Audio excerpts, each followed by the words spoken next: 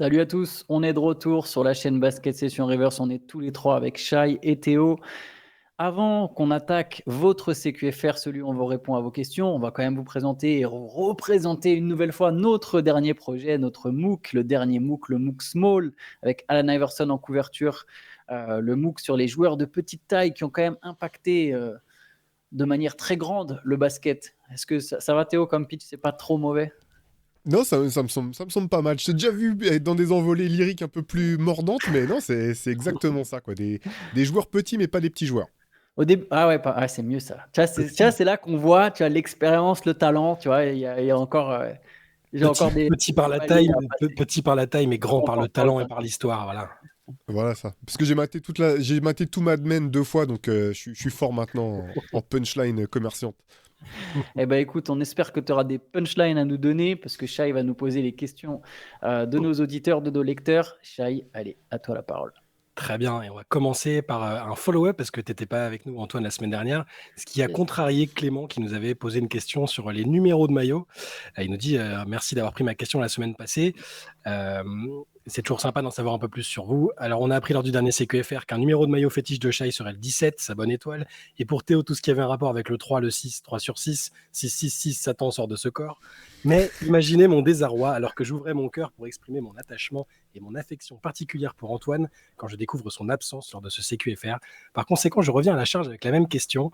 Antoine, ce serait quoi ton numéro de maillot? Deuxième question, j'arrive dans ton équipe, je veux absolument le même numéro que toi. Est-ce que tu me le refiles ou est-ce que c'est mort? C'est un peu ça la question la semaine dernière, c'est de savoir comment on réagissait face à quelqu'un qui avait un peu un numéro fétiche ou quand nous-mêmes avons un numéro fétiche et que quelqu'un le veut. Voilà. Je te le donnerai, je donnerai mon numéro de maillot, même s'il y en a un qui est quand même lourd de sens. Et je prendrais, je sais pas, soit le 20, c'est le numéro de Ginobili, je suis né le 20 juin, donc c'est parfait. S'il y avait le 20, j'aurais pris le 20. Si les 3 étaient disponibles, j'aurais pris le 3 pour des raisons que je vais garder pour moi. Mais en ce moment, j'ai le 5 et ça me va aussi. Le 5, j'aime bien. Euh, mais le 5, je le donne volontiers. J'ai eu Ah ouais, plusieurs Grand, numéros dans ma vie. Mais si on pouvait grand, vraiment choisir, j'aurais pris le 20, je pense. 20 ou 3. grand numéro, le 5, Antoine. C'est celui avec lequel j'ai fini ma carrière, donc c'est bien, je Eh vois ben, que... je porte ce numéro parce que je vais sans doute finir aussi la mienne avec le numéro 5. Voilà, pour rendre hommage à Théo. très Mais bien. ouais. Par contre, je suis épaté par ton fair play, hein. Lâcher ton numéro comme ça. Parce que moi, j'avais dit direct que c'était non, quoi. Si j'étais déjà dans l'équipe et que j'avais déjà un numéro, moi, je disais non par principe, quoi. Mais bon, c'est mon côté vieux con, j'assume. Ça dépend lequel on me refile derrière, en fait, je pense. Il y a des numéros que je peux porter, il y en a d'autres, genre le 12, le 13. Ça m'enchante pas, mais voilà. Bref, Ça fait c'est très remplaçant, bizarre, hein. ça fait remplaçant d'une équipe de foot un peu 12-13, tu vois, c'est ça le. C'est marrant, il y a un truc, par contre, je suis désolé, ça n'a rien à voir, mais j'ai remarqué que le 7 est un numéro qui est dur à avoir. Alors, quand j'ai joué à Massy, le 7, il était retiré, pour le coup. C'était le fils du président à l'ESM qui était décédé, donc le numéro 7 était accroché, on ne pouvait pas porter le 7, il n'y a pas de souci. Mais dans tout, enfin, il n'y a pas de souci, je veux dire, c'est normal, je comprends, tu vois, le geste. Et dans tous les clubs où je suis passé, il y a toujours un mec qui était genre à fond sur le 7, genre c'est son numéro. Et pour de vrai, j'ai le 7, je sais pas ce qui se passe avec, il y a un truc, mais dans 85% des clubs dans lesquels je suis passé, il y a toujours un mec qui était méga accroché au numéro 7, genre c'est son numéro, faut pas y toucher, etc. Bref, voilà. T'es sûr que On va c'était pas faire. au foot? Parce que moi, tous mes potes portugais, ils veulent le 7 Ouais, hein, mais le pour Cristiano tout Ronaldo, mais Ronaldo. Ouais. non, en plus, pas forcément, non, mais je sais pas. Mais c'est vrai Voilà, pour le je 7, parce que constate. moi, à la base, c'était mon numéro préféré, c'est celui que j'aurais pris, mais c'était tout le temps pris sans doute à cause, je sais pas, c'est l'héritage de Richard Dacoury ou de Tony Kukoc, je sais pas, l'un ou l'autre. Allez, on passe à une question de Sean69 qui nous explique que son pseudo vient de son amour pour Sean Kemp à l'époque. Euh, Ma question réflexion pour vous cette semaine, lors du podcast de lundi sur la revue des Français en NBA, moins le Dancing Bear, petite pique amicale pour nous rappeler qu'on avait oublié Gershon Yabusele, vous avez été, comme la très grande majorité de vos confrères, extrêmement ambitieux et optimiste sur la saison à venir pour Victor Wembanyama. Bien qu'évidemment je lui souhaite le meilleur et plus encore, deux choses me font douter. Un, les blessures. Prise de poids ou non, on ne peut faire comme si Victor n'avait pas un physique extrêmement à risque. Tous les grands avant lui, Ball, père et fils, Bradley, Eaton, Yao et Co, ont vu leur carrière trop souvent raccourcie, voire stoppée à cause de blessures graves ou récurrentes. Et en deux, son équipe, certes légèrement renforcée, me paraît objectivement presque aussi faible que l'année dernière dans une conférence Ouest tellement dense. Au risque de m'attirer les foudres de mes compatriotes, je vois bien Chet Holmgren et son équipe être plus forts et prendre le dessus sur Victor cette saison. Je suis preneur de votre avis. Continuez comme ça. Bonne journée. Bah, de son l'équipe du Thunder, elle est incomparable à celle des Spurs. Donc oui, ça c'est sûr qu'il y a. De toute façon, je pense que personne fait ce match entre le Thunder et les Spurs. Donc OKC sera devant San Antonio, il n'y a pas de souci. Est-ce que Chet Holmgren sera meilleur que Victor Wembanyama individuellement? De toute façon, c'est déjà très dur à comparer en sortant le cadre du contexte collectif. Les joueurs n'ont pas le même rôle déjà l'an dernier. Au final, il y a quand même eu Wembanyama était le meilleur rookie, mais je veux dire, il y a eu des comparaisons et c'est des comparaisons pas simples à faire. Je pense quand même que Wembanyama sera un meilleur joueur. Pour ce qui était des blessures, déjà Wembanyama, il n'a pas pris son poids en un été. C'est un truc qu'il faut rappeler, les 11 kilos qui sont passés, c'est 11 kilos depuis l'an dernier. Donc, c'est une prise de poids sur toute la saison, sur toute l'année. Et là, pour le coup, ça, c'est plutôt positif de prendre du poids sur toute une année et pas en 2 mois. S'il avait pris 11 kilos en 2 mois, comme l'ont déjà fait plein de joueurs américains, là, oui, là, je serais inquiet. Les mecs, regardez, il est super balèze, il arrive, au bout de 3 matchs, il se pète. Ah ouais, ton corps n'est pas préparé à encaisser une telle prise de poids. Mais pour Wembanyama, je suis plutôt optimiste. Il a une énorme souplesse. C'est un mec qui au final n'a jamais été vraiment blessé aussi. Il n'a jamais eu de blessure grave. Alors je touche du bois pour lui. J'espère que ça va continuer, mais je pense qu'il y a un historique moins inquiétant et un profil quand même moins inquiétant que certains des grands qui ont été cités. Je partage. Alors, sur OKC, les Spurs, ça c'est clair. On l'a déjà dit à plusieurs reprises. OKC va jouer le titre. Les Spurs, ils jouent la progression. Donc, je pense qu'il n'y aura pas photo. Je serais très étonné quand même que Chet Holmgren sorte une meilleure saison individuelle que Victor Wembanyama, notamment à cause du contexte, comme tu le rappelais, Antoine. Et tu as totalement raison de rappeler que c'est sur l'année, en fait, parce que on sait que c'est jamais la bonne solution pour des grands fins de prendre du poids trop vite et de se remuscler. C'est ce que tu disais, quasiment tout le temps, ça mène à des blessures. Mais le truc, c'est que même sur sa préparation, Victor Wembanyama, c'est pas un joueur comme les autres. En fait, ça fait des années qu'il est déjà sur de la prévention de blessures avec ses exercices de souplesse, tous les trucs qu'il avait fait même avec Kadourziani ou ses préparateurs. On le voit dans ses routines d'entraînement. On sait aussi qu'il a une hygiène de vie, en tout cas. C'est ce qui nous revient par tous les canaux qu'on peut consulter, qui est déjà celle quasiment d'un... D'habitude, c'est à partir de la trentaine que les mecs commencent à se dire « Non, il faut que je me couche tôt, que je fasse attention à mon alimentation. » Lui, il est déjà là-dessus, en fait. Donc, au bout du compte, bien sûr on peut s'inquiéter parce qu'il est jeune, parce qu'il a un morphotype qui est anormal, mais c'est un mec qui est anormal aussi dans sa préparation, dans sa maturité et dans la manière dont il gère son corps. Donc, Finalement, je suis pas particulièrement inquiet. L'an dernier, sa blessure n'était pas inquiétante. Il s'est blessé comme n'importe qui peut se blesser. Le club a fait attention, a raison. Il a pu revenir et quand il est revenu, il s'est plus jamais refait mal. Donc moi, je suis pas particulièrement inquiet par rapport à ça.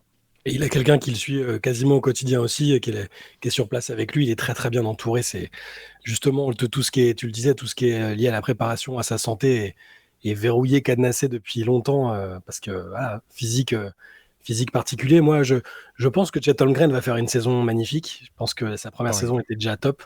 C'est vraiment un joueur exceptionnel aussi. Par contre, les comparer dans l'expression collective, ça me paraît compliqué vu que tu l'as bien dit, Théo, KC va jouer le titre et pas les Spurs. Après, est-ce qu'il n'y a pas trop d'attentes sur les Spurs? Il y en a qui les voient déjà avec Chris Paul et Harrison Barnes jouer les playoffs, ça c'est autre chose.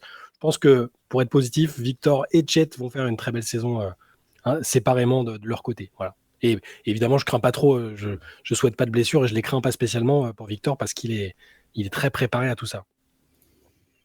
Question suivante, question de Vince. Pour commencer, j'écoute toutes vos émissions sur Spotify.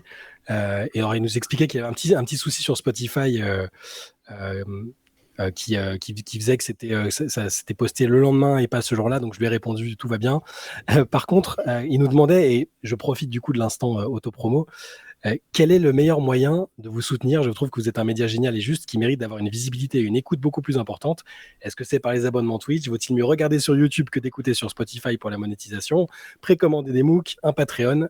Voilà, ça c'est sa première question. Comment est-ce qu'on peut lui répondre, les gars, à ce sujet? Bah déjà, c'est super sympa de penser de cette manière-là. De manière hyper pragmatique, c'est vrai qu'à court terme, pour l'instant en tout cas, c'est plutôt de regarder sur YouTube qu'en streaming, même si on est ravis des gens qui nous suivent en streaming, il n'y a pas de problème. Et après, je pense que c'est tout simplement en faisant passer le mot, voilà, bouche à oreille, parler de ce qu'on peut faire à des gens qui ne nous connaissent pas encore, qui viennent découvrir ce qu'on fait. Et puis, pour ceux qui aiment bien dépasser le cadre du podcast voilà, de ce qu'on peut proposer sur les plateformes, bah, c'est d'aller découvrir le MOOC. Je pense que c'est ce qu'il y a de mieux et je pense que c'est aussi la continuité un petit peu de ce qu'on fait en podcast, mais de manière encore plus intemporelle, voilà, avec des articles longs, des interviews, des dossiers. Chaque numéro... Je l'avais expliqué par le passé, mais c'est vrai que l'ambition qu'on a à chaque numéro du MOOC, c'est de se dire, ce MOOC, qu'on le lise aujourd'hui ou dans 5 ou dans 10 ans, il aura gardé le même intérêt parce qu'on a essayé d'aller au fond des choses et d'apporter une qualité d'écriture qui n'est pas forcément celle qu'on peut trouver sur le net, où là, on est vraiment dans l'information brute. Donc, c'est la réponse que j'aurais donnée. Je ne sais pas ce que tu en penses, Antoine. Bah, moi, je peux toujours donner mon RIB, il n'y a pas de problème. Ou ton OnlyFans, l'un ou l'autre. Allez, OnlyFans d'Antoine en cours de création. Je cherche un agent. Et donc, il avait quand même une question. Y a-t-il un joueur pour lequel vous auriez aimé être présent pour son année 1, pouvoir suivre la progression, les entraînements, les matchs, toute nationalité et époque confondues? Donc forcément quelqu'un dont on n'a pas vu l'année 1, c'est-à-dire pas Victor Wembanyama par exemple. Moi, mais ça Larry dépend. Bird. Okay. Pardon. Non, j'allais dire, si on est sur place, est-ce que ça compte de choisir même un mec qu'on a vu de loin? C'est-à-dire c'est-à-dire bah, si tu es vraiment dans la ville, et parce que là, les entraînements, tu vois, tous les matchs. Je crois que c'est dessus, en fait, tu veux dire. Ouais. C'est en tant que fan ou journaliste, peu importe, mais vraiment suivre. Par exemple, moi, si je vais prendre mon exemple personnel, j'ai pas vu le tout début de Jordan, par exemple. J'aurais bien aimé le voir arriver, et j'ai vu LeBron, par contre. Enfin, on a vu LeBron, du coup. Moi, je dirais Jordan, par exemple. C'est dans ce cas, je pense que c'est ce qu'il voulait dire par là. Ouais, mais moi, ce serait aussi Jordan. Ouais. Donc, Théo, Larry Bird. Tu te sens un peu plus vieux, là, Théo. Non, mais Jordan, en fait, j'ai pas vu le tout début. J'ai pas vu le tout début, mais j'ai vu à partir du moment où ça gagne. Donc, en fait, j'ai comme une bonne idée de ce que ça a donné. Mais Larry Bird, j'aurais vraiment bien aimé voir le début, notamment pour voir tous ces matchs où les mecs devaient le prendre un petit peu de haut, ou se dire on va le tester et tout, et voir le répondant. Donc j'aurais dit Bird. Mais c'est vrai que dans la question, du coup, il précise à l'instar de Benjamin Moubèche, donc ça veut dire être sur place en fait, comme pour Wembanyama. Donc tu avais bien interprété la question. J'aurais quand même dit Jordan. Oui, à Chicago, ça va. Ouais. Moi, j'aime bien le Jordan Bird qui a des cheveux. Oui. Moi, je reste sur Bird aussi parce que l'accès aux joueurs avait rien à voir avec celui qui est aujourd'hui. Là, quand les mecs étaient ce qu'on appelle les beat writers, là, qui suivent une équipe tout au long de la saison sur les 82 matchs de la saison régulière, ils prennent les mêmes avions que les joueurs, ils sont dans les mêmes hôtels, ils se croisent au lobby, dans le lobby de l'hôtel le soir, le matin et tout. Je pense que ça devait être incroyable, quoi. Ouais, du coup, à Magic à l'époque, voir Magic débouler et tout est avec 10 meufs. Ouais, ça devait être pas marrant. souvent à l'hôtel, Magic. Ouais, c'est ça. Ok, question suivante. Question de Nuno. Je suis un bientôt jeune cinquantenaire qui a une grande passion dans la vie, le foot. J'ai joué jusqu'à récemment, j'ai regardé, vibré, bref, j'étais un footeux de la tête aux pieds. À côté de ça, j'avais suivi la NBA à l'époque de Jordan, Ewing et autres Robinson, puis sans raison apparente, j'avais laissé tomber. Ce printemps, j'ai découvert par hasard Luka Doncic et été abasourdi par ce mec. J'ai suivi l'Euro de foot, que je pourrais qualifier, ce n'est que mon opinion, de pourri, en majuscule. Je pense que ces deux événements m'ont consciemment ou non éloigné un peu du foot et rapproché du basket. Je vous ai découvert et vous m'aidez à me cultiver, à essayer de rattraper le temps perdu. Désolé pour le long texte, mais ma question est toute simple. Sachant que 2 d'entre vous sont également des footeux, qu'est-ce que le basket vous procure de plus que le foot et vice-versa?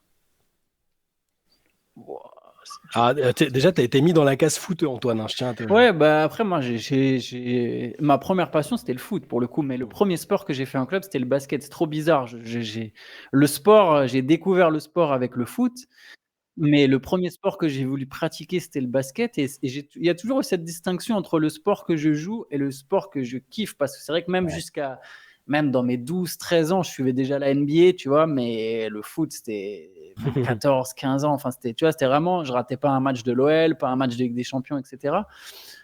Mais le basket, c'est le sport que j'aimais jouer. Donc moi, pendant longtemps, même si c'est pas vrai, j'aimais jouer au foot aussi, mais le basket, c'était mon sport, quoi. Donc Donc je dirais que le début, ça a été ça, quoi. C'était vraiment la distinction. Et avec le basket, le truc en plus, bah, c'est que j'aimais encore plus y jouer que jouer au foot. Mais derrière, est-ce que ça m'a apporté quelque chose? C'est marrant parce que C'est moi, délicat. c'est drôle parce que moi, Toi, c'est l'inverse. ça m'a fait l'inverse. C'est-à-dire que Ouais.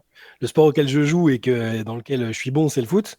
Et le basket, vu que j'avais pas de quoi, enfin, on m'a pas initié à jouer au basket quand j'étais jeune. C'est le sport que je kiffe en fait, qui me procure le. Alors, c'est pas le sport qui me procure le plus d'émotions, parce que j'en ai parlé 50 fois, le rapport toxique avec les matchs de l'OM et tout, où je perds la vie dès que ça va pas dans le bon sens, c'est-à-dire très souvent. Mais par contre, pour le basket, il y a un côté, je pense que ce qui me fait préférer le basket au foot en tant que ce soit professionnellement ou juste en tant que fan, c'est que ce qui m'a toujours bluffé, c'est c'est des extraterrestres pour moi, en fait, les joueurs de basket. Même des joueurs amateurs, en fait. Des gens qui jouent correctement au basket, pour moi, c'est surnaturel. Au foot, quand je regarde à la télé des athlètes pros, alors, effectivement, ils sont évidemment infiniment meilleurs que moi, mais je comprends ce qu'ils font, en fait.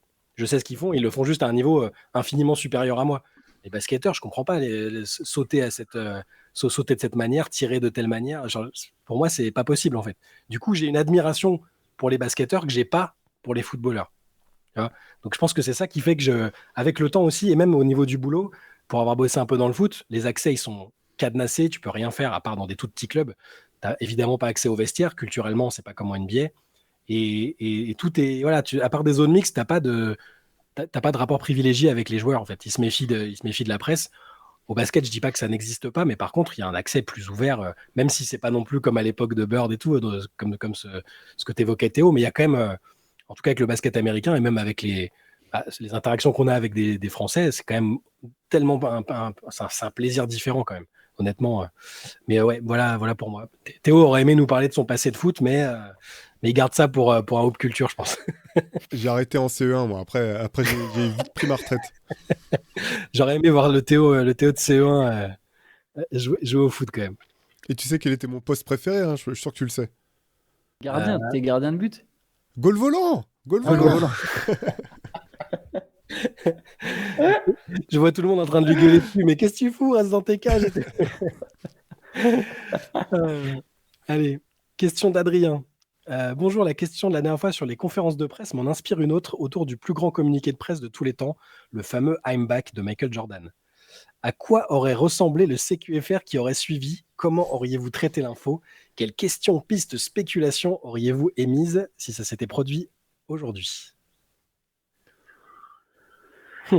Ah, Chaud, ça. Ouais, attends, vas-y, Antoine. peut-être un maillot des Bulls, tu vois. Et zéro commentaire, juste comme ça. He's back. He's back, man. Non, je sais pas. Pardon. Quelle spéculation on aurait pu. Déjà sur l'arrêt de sa carrière et sur pourquoi il reprend, je pense que c'est un peu ça qu'il voulait dire. Ouais, est-ce qu'on aurait parlé d'une éventuelle, des rumeurs sur les suspensions de dopage, tout ça? Ouais. C'est À dur l'époque, parce on que je savait sais pas pas tant comment que je ça, l'aurais hein. vécu. Voilà, c'est ça, exactement. Ça, c'est venu après, ça, en fait. Ouais. Ouais, c'est ça. Du coup, je sais pas, est-ce qu'on aurait abordé ça? Je pense qu'on aurait été excité de ouf, quoi. Moi, je me rappelle, pour l'anecdote, j'étais parti faire un tournoi de basket avec la fac. Et on était sur le chemin du retour et je sais même pas comment, si c'était les débuts des. Et quelqu'un a commencé à dire ouais, il paraît que Jordan va revenir et tout. Et donc, en fait, on était dans le bus et ça commençait à monter la pression. Je suis rentré chez moi. Canal avait exceptionnellement choisi de diffuser le match. Donc, ils avaient passé le match, c'était face aux Pacers. Jordan est arrivé avec son numéro 45 et tout. Mais moi, j'étais en mode full fan, quoi. J'en revenais pas. Il est de retour. Et je me disais, il va dominer. En fait, il avait été très maladroit. Il avait bien joué, mais il était. Enfin, bien joué. C'était correct, mais il avait été super maladroit. Je pense que les Bulls perdent ce match. Mais c'est dingue parce que ouais, il y avait un niveau d'excitation, comme tu dis, Antoine, là, qui est. Je pense que j'ai jamais reconnu un truc comme ça. T'es vraiment le moment où t'es fan, quoi. Tu te dis, t'as l'impression que c'est un super-héros. T'as l'impression que c'est comme dans les. Ouais, c'est ça. En fait, pour moi, c'était comme dans un film de super-héros. Tu sais, quand tu crois que Superman est mort ou je sais pas quoi, et puis que tout à coup, il apparaît à l'horizon, tu as tous les gens, ouais, comme ça, en pensant qu'il va sauver la planète. C'était vraiment ça. Donc, je pense que si on avait fait des CQFR à l'époque, j'aurais été intenable. On aurait fait, on aurait fait un podcast sur pourquoi il a pris sa retraite, les liens entre Jordan et la mafia. Bon, ça on l'a traité dans le MOOC Jordan, petite promotion, hein, petite pub au passage. Mais moi je pense qu'on aurait. En fait, le fait qu'aujourd'hui il y ait tellement plus de moyens d'information, que tout le monde donne son avis et tout, on l'aurait traité un peu différemment que juste. Waouh, incroyable, il est de retour. Parce qu'il y avait eu un effet de surprise, finalement. Toi, tu l'as vécu, Théo, il y a un petit effet de surprise.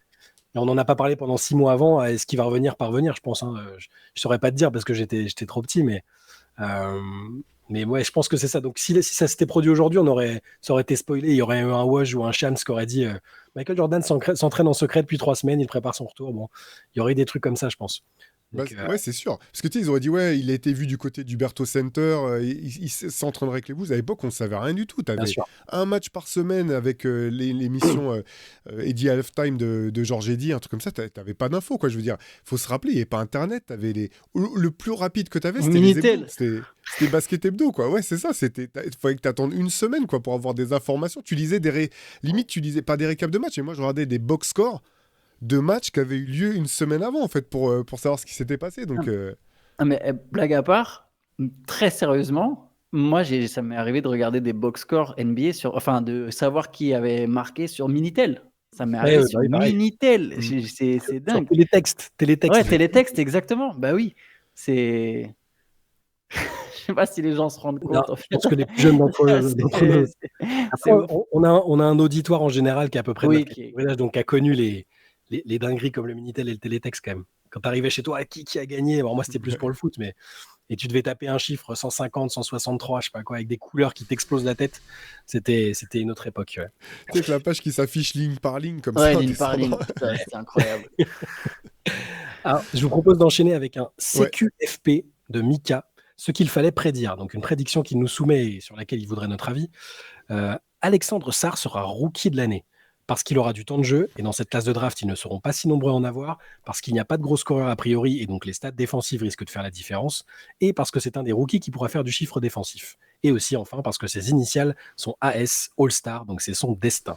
Qu'est-ce qu'on pense de cette prédiction de Mika sur Alexandre Sarr, qui est clairement pas favori pour être rookie de l'année d'après les premières indications chez les bookmakers? Franchement, c'est pas impossible, parce que c'est vraiment très ouvert, de toute façon, comme course au rookie de l'année. Si tout ce que dit notre auditeur se confirme et que Washington, effectivement, décide encore plus de faire le vide pour laisser jouer tout le monde, il est possible qu'il fasse des stats. C'est pas forcément non plus sur lui que je miserais à coup sûr pour le trophée de Roy, mais c'est pas impossible, en fait. Il faut choisir une des propositions sur pourquoi il sera rookie de l'année. Non, il nous disait pourquoi il faisait cette prédiction, donc tu peux juste dire oui ou non. Bon, je suis pas persuadé que Alex Sarr finisse rookie de l'année, mais toutes les hypothèses avancées se tiennent, tu vois. Imagine, il joue 25 à 30 minutes tous les soirs, ce sera pas le cas de tous les rookies. Si ça marche un peu, s'il y a un peu d'adresse, ça brille en attaque. S'il est à 13 points, 9 rebonds, 2 contre, tu vois, des stats comme ça, il y a moyen qu'il soit effectivement rookie de l'année. C'est pas la classe la plus étincelante en termes de niveau, mais je suis pas convaincu qu'il soit rookie de l'année, mais il y a un chemin, quoi. Moi, je pense aussi qu'il fera une meilleure saison que ce à quoi on pouvait s'attendre. Enfin, certains pouvaient s'attendre après sa Summer League difficile. Moi, je suis plus en train de me hyper sur Zachary Rizachi en ce moment, où je suis en train de me dire, est-ce que finalement, ça vaudrait pas le coup, par la faute d'Antoine Pimel, qui à chaque fois qu'on peut le mentionner, nous dit que Zachary Rizachi va être meilleur et va faire taire ces sauvages d'Américains. Je pense que... ouais. Alors, je ne mettrai pas une pièce sur Alex Sarr, par contre, qu'il soit bon et intéressant tout de suite, ouais. Ça, je veux bien y croire, personnellement. Moi, j'aimerais bien que ce soit en français, mais honnêtement, depuis que Rich Shepard a laissé pousser sa moustache, je suis fan numéro 1. Quoi. Ça va être dur. Il y a des articles déjà de propagande, le nouveau Stephen Curry, j'ai vu et tout. Voilà. Ça commence déjà. Petit jeu sympa ensuite proposé par Bob the Blond, en 3 parties sur un thème commun, avec un qui suis-je des stats et tu préfères. Vous allez voir, ce sera plus clair dans quelques instants. Donc, il faut deviner de qui nous parle Bob the Blond. Ça peut aller très vite. Donc, qui suis-je? Originaire de Californie, drafté après 2009, j'ai joué plus de 800 matchs et suis toujours en activité. Mes moyennes en carrière, environ 21 points, 4 passes et plus de 4 ans. Non. J'ai été le leader de mon équipe dans les années 2010 avec des pointes à plus de 24 points par match, mais n'ai jamais réussi à aller en finale NBA. DeRozan. Il y a DeMar DeRozan et petite astuce, ça marche aussi pour un autre joueur. Je vais continuer de vous lire le truc. Au moins 6 fois All-Star, je n'ai jamais été MVP, même si parfois dans la discussion. J'ai joué jusqu'à maintenant dans 3 équipes différentes sur les 2 conférences et je viens de changer une nouvelle fois d'équipe cet été. N'ayant jamais vraiment été considéré comme un alpha dog capable de faire gagner une bague à mon équipe, ma nouvelle team compte sur mon expérience, cette fois plutôt en 3e option, pour l'aider à passer un cap et aller jouer les troubles faites pour le titre cette année. Donc, qui suis-je? Russell Westbrook. de Rosanne, mais ça marche pour un autre joueur. il a été MVP. Et puis oui, il a été MVP, drafté avant 2009. Il y a un joueur pour lequel ça marche, Californie, drafté après 2009, plus de 800 matchs. Attends. Il n'a pas été Harden, il n'a pas été MVP, mais il a été champion NBA? Non. Non, ok, ouais. Ni MVP, ni champion NBA. Au moins 6 fois All-Star, 3 équipes différentes sur les 2 conférences. Paul George. Paul George. Donc ça marche aussi pour Paul George. Donc c'est intéressant. Il nous dit cette comparaison m'est venue après un de vos derniers CQFR où les similitudes de parcours de ces 2 magnifiques joueurs m'ont poussé à faire quelques recherches. Il nous demande si on arrive à deviner à qui appartiennent ces stats pour la saison dernière. Alors il y en a un qui a mis 24 points, l'autre 22,6. L'un 4 rebonds, l'autre 5 rebonds. Et 5,3 passes pour le premier, 3,5 passes pour le deuxième. Alors déjà, en gros, lequel a scoré le plus entre les deux la saison dernière? DeRozan, ouais, moi aussi. C'est DeRozan. Et du coup, il nous demande, tu préfères lequel des 2 joueurs de manière subjective, avoir quelle carrière entre les deux? Est-ce qu'il y en a un qu'on trouve surcoté? Voilà. Lequel des 2 préférez-vous de manière totalement subjective? Paul George. Paul George aussi, ouais. Ah ouais. Moi, je me suis mis à bien aimer j'ai beaucoup aimé le DeRozan du tout début de carrière qui pétait des dunks avec Toronto dans tous les sens là. Ouais, si peut-être Paul George quand même, mais j'avais peut-être plus d'attentes pour Paul George que pour DeRozan, et DeRozan a surpassé mes attentes, je pense, par rapport à ce que je pensais pour lui. Ce que je respecte le plus dans la carrière de DeRozan, c'est qu'il est dans le clip Not Like Us de Kendrick Lamar. Et ça, je trouve ça beau. Alors qu'il a passé sa carrière à Toronto. Ils viennent du même coin, ouais, c'est ça. Question de Jean Tomate, qui est spécialement pour Antoine, vous verrez. Très chère équipe de BS, merci, bravo pour cette rentrée active et performante. Le trio est toujours au top. Vous avez abordé le nouveau CBA et ses impacts récemment. Et là, j'ai besoin de l'expertise de la machine Antoine Big Money Pimel. Oula, c'est bien. Attention, hein. J'ai une question sur Boston. Le cœur de l'équipe est plutôt dans son prime, y compris à Horford. Donc, on l'imagine rester très compétitif pour chasser le titre sur les 3 années à venir. Quel serait l'impact de nouveau CBA si la structure financière de l'équipe reste inchangée? Est-ce soutenable ou bien l'équipe devra forcément être cassée pour ne pas hypothéquer le futur de la franchise? Surtout que en plus de ça, la vente à venir peut bouleverser les choses. Voilà. Est-ce que tu alors, faudrait que je pense qu'ils étaient déjà dans le 2e apron l'an dernier, si je dis pas de bêtises. Ce qui est intéressant, c'est que, alors je suis pas un expert, ce serait vraiment une question pour Benjamin Moubèche en réalité, mais de ce que j'ai compris, t'es sur des fenêtres de 3 ans à chaque fois. De paiement de 2e apron, parce que si au passé ces 3 ans, ça devient genre horrible financièrement. Donc la question, c'est financièrement, parce que tu renonces à des choix. Oui, exact. Oui, t'as plein de contraintes. Donc tu es sur des fenêtres de 3 ans où tu peux plus ou moins être dans le 2e apron, et après passer ces 3 ans, les médias sont en train les experts, ceux qui sont vraiment experts plus que moi, estiment qu'au bout de 3 ans, la plupart des équipes, elles voudront sortir du 2e apron, et que c'est notamment intéressant ce qui est pour les Knicks de 4, c'est que là, même sur la première année, ils vont même pas être sur le 2e apron, a priori. Donc, si Boston était déjà l'an dernier sur le 2e apron, on peut se dire que d'ici 2 ans, il y aura une volonté sans doute de se séparer de gros salaires, mais a priori, dans 2 ans, de toute façon, tu vois, les Jrue Holiday, un Kristaps Porzingis sera plus sous contrat. Alors, à Horford, il a plus un gros salaire et de toute façon, son contrat arrive à expiration, mais il y a peut-être un renouvellement naturel qui se fera de toute façon au niveau de l'âge. Mais du coup, les Celtics favoris sur 3 ans de suite, je pense qu'il y a une année, et on l'a vu avec Denver en fait. Denver, quelque part, ils ont évité de se mettre dans cette sauce en se disant non, Bruce Brown, on lâche, Kentavious Caldwell-Pope, on lâche. Tu vois, donc je pense qu'il y a des équipes qui voudront jouer méfiant. Après, ça dépend. Les nouveaux proprios des Celtics, ils vont peut-être arriver à se dire non, mais on n'a rien à faire de piocher à la 30e position, on s'en fout.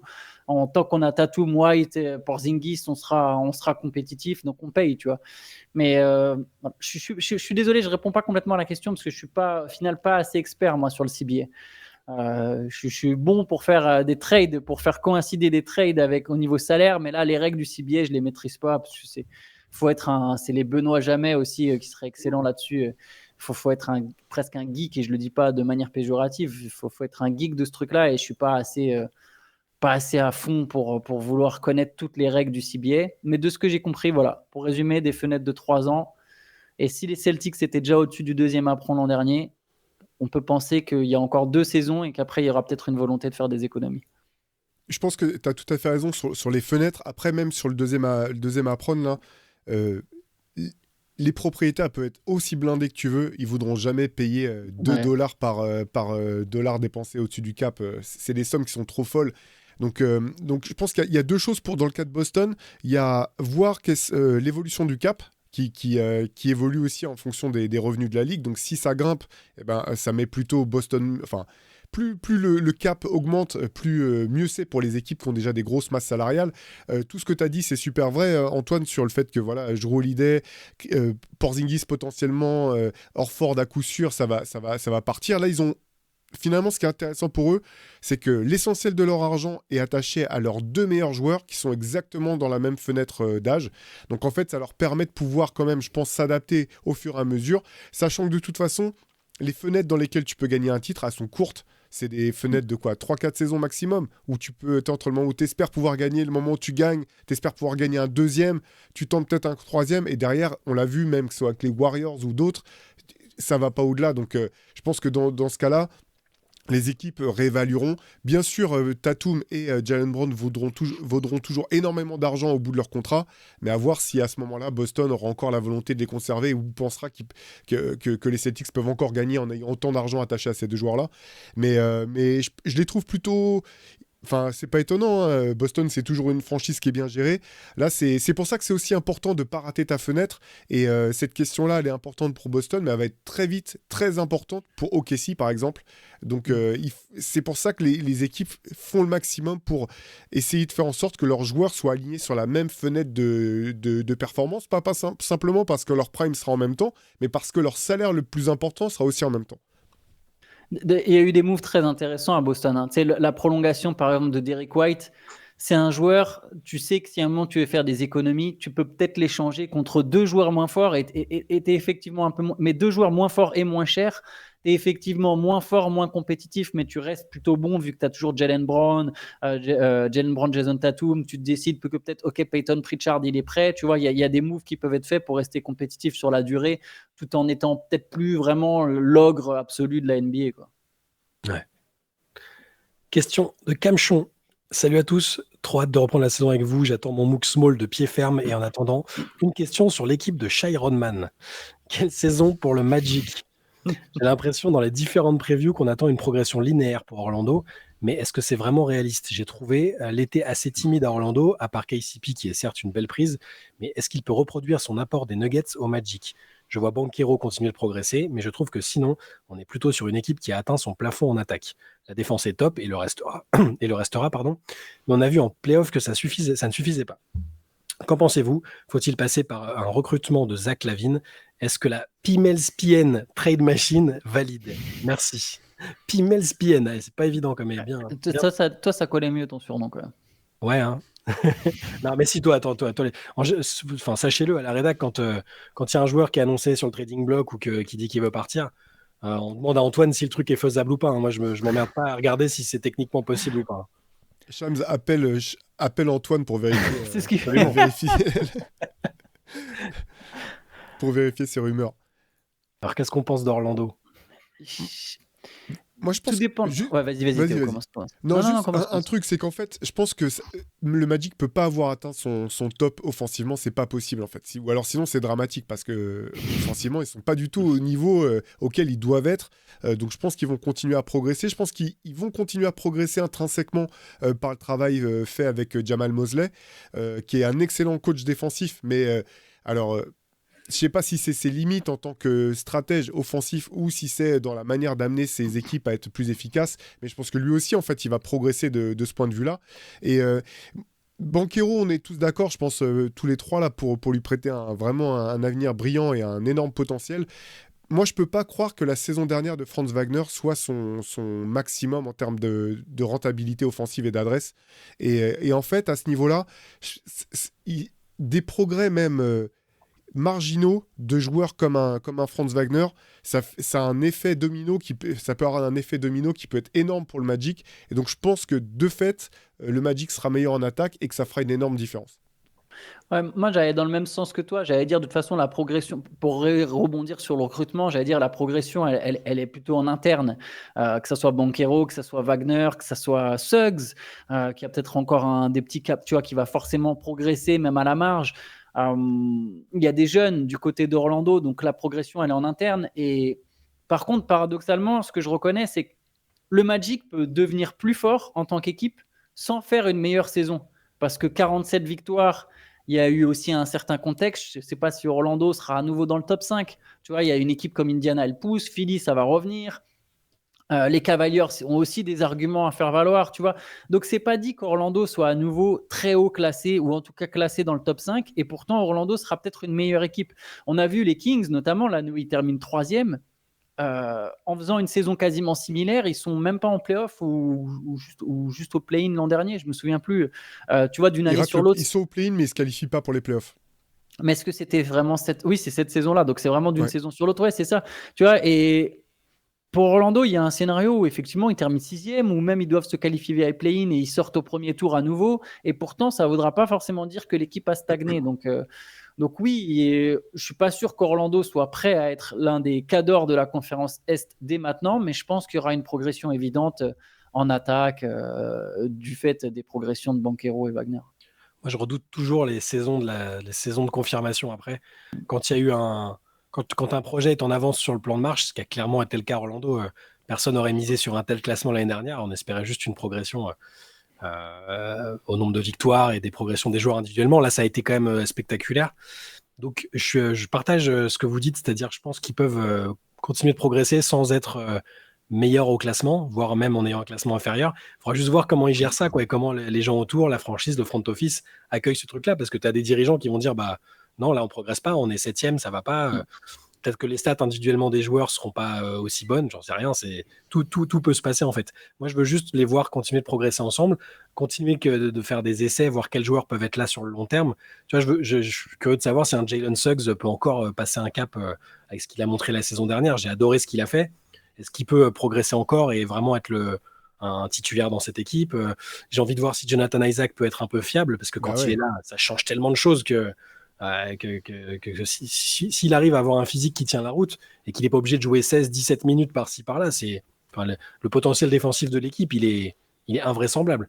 Et après, pour l'attaque, il faut que ça progresse. Mais j'ai aucun doute pour Wagner et Banchero qui sont des très très très bons jeunes joueurs. Je vois pas de monde où ils progressent pas ensemble en plus, parce qu'ils s'entendent très bien et que c'est construit autour d'eux. Toute proportion gardée, je vois vraiment le plan d'Orlando comme ce qu'a fait Boston avec Tatum et Brown sur plusieurs années. Essayer de trouver l'équipe autour qui fonctionne bien et avancer en tandem un peu.